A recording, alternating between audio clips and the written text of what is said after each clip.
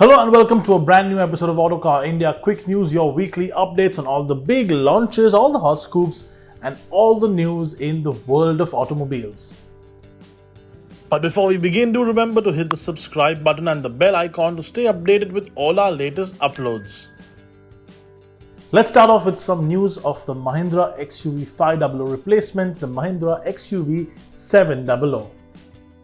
Mahindra have already confirmed the XUV700 name, and now we can tell you even more details. The SUV will be launched in India in October 2021 and will get both 6 or 7-seater layouts.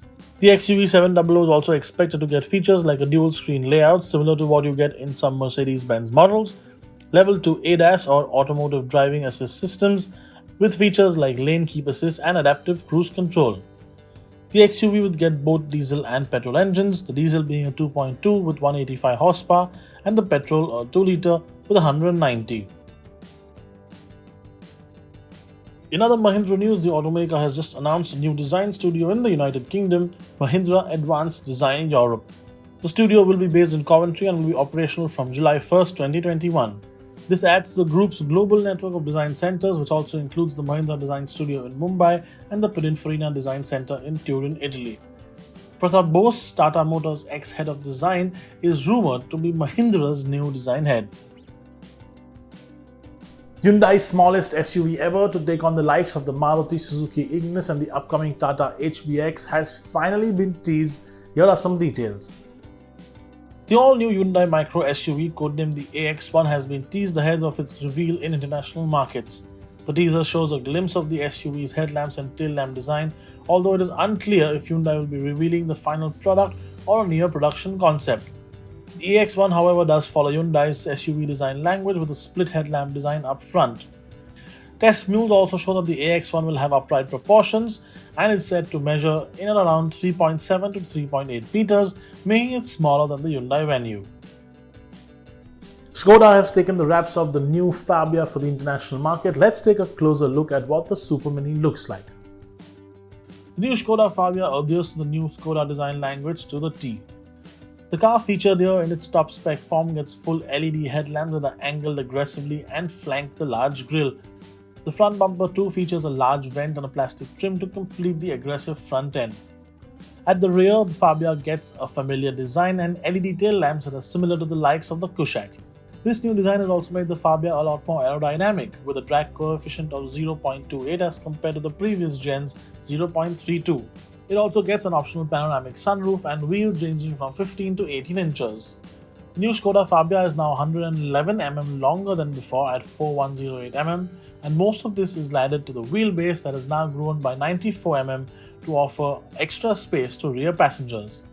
The hatchback is also 48 mm wider. As is typical with Skodas, the new Fabia's interiors features a 2-spoke steering wheel and relatively clean design.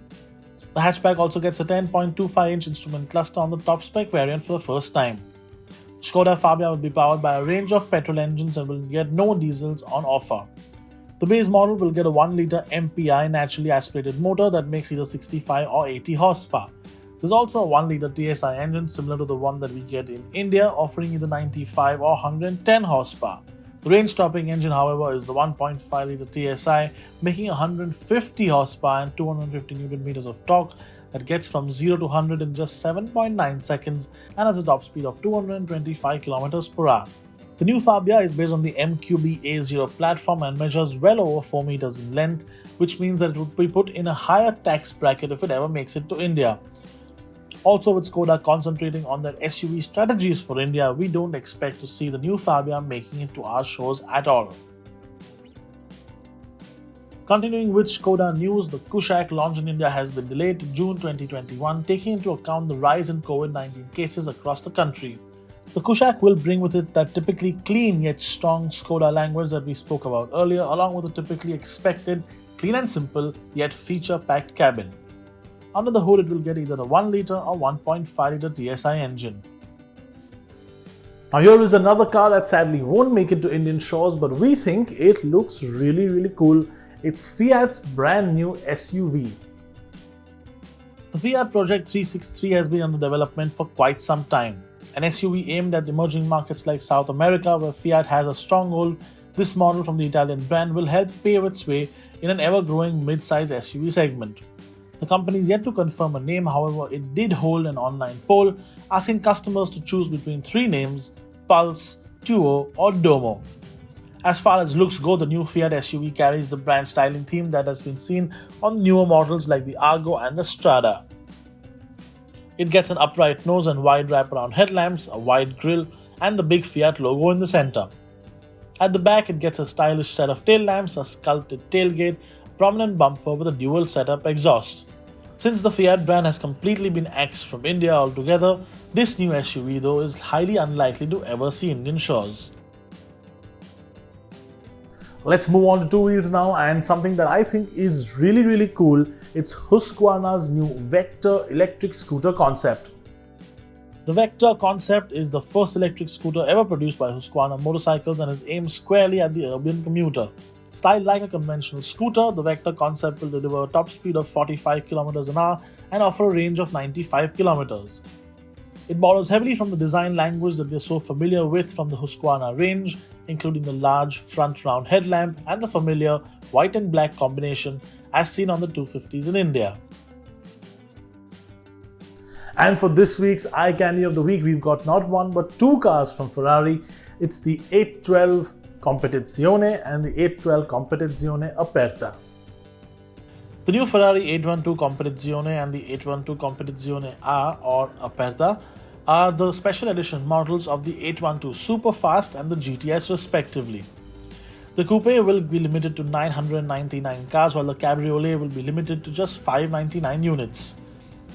Design updates include a more aggressive front bumper and splitter and the big carbon blade that runs across the bonnet.